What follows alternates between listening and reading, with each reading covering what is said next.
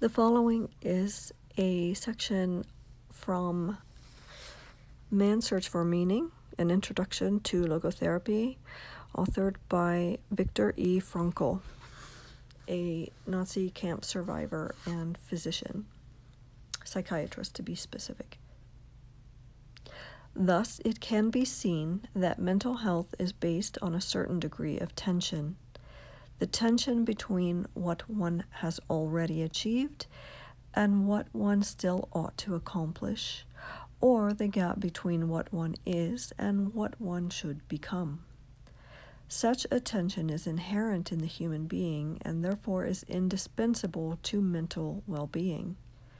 We should not then be hesitant about challenging man with a potential meaning for him to fulfill. It is only thus that we evoke his will to meaning from its state of latency. I consider it a dangerous misconception of mental hygiene to assume that what man needs is simply homeostasis, i.e., a tensionless state. What man actually needs is not a tensionless state, but rather the striving and struggling for a worthwhile goal, a freely chosen task.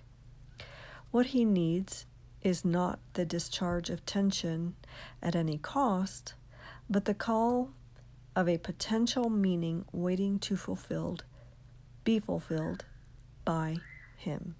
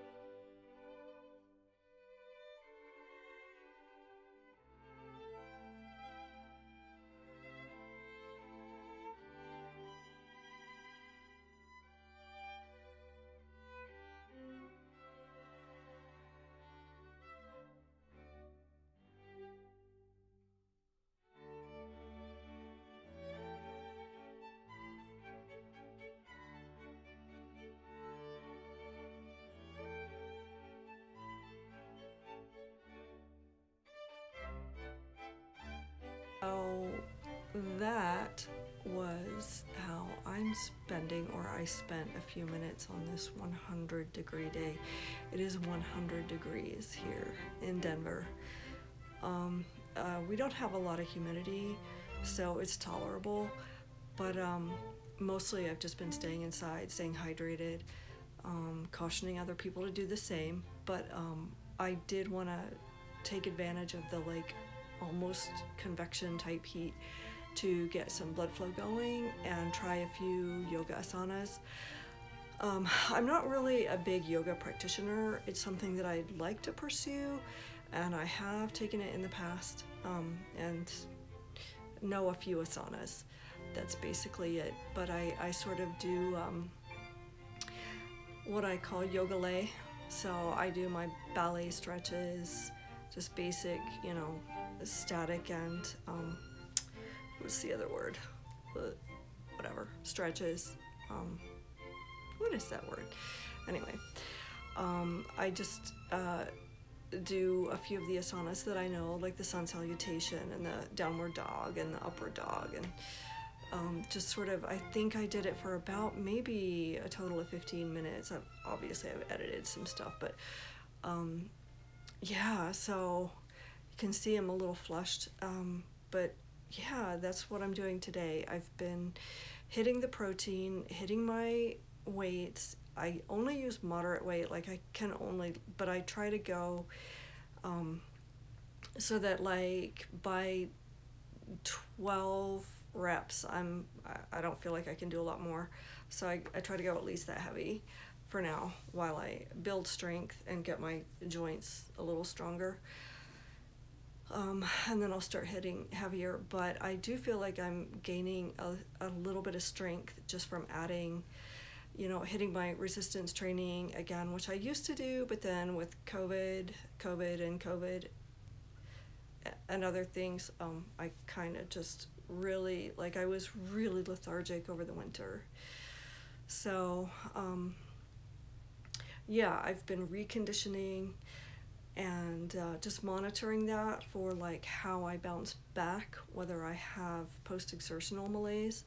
And some days I do, a few days, maybe 4 or 5 days, maybe a week ago, I worked out really hard.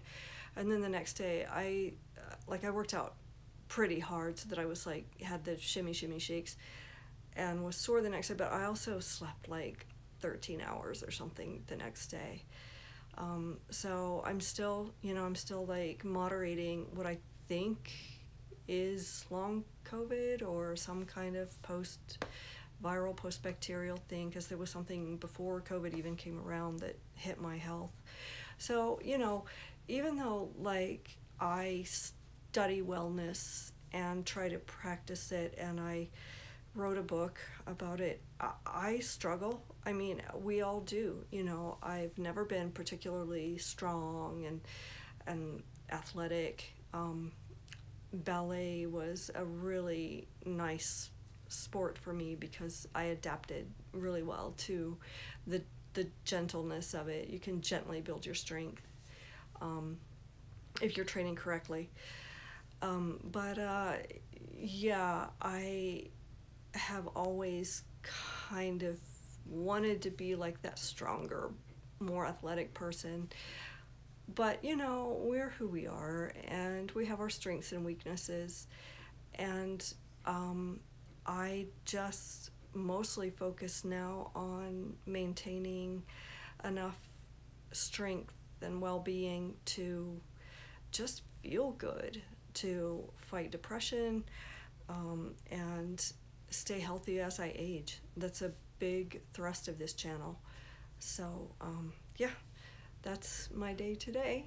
So, thanks for being here.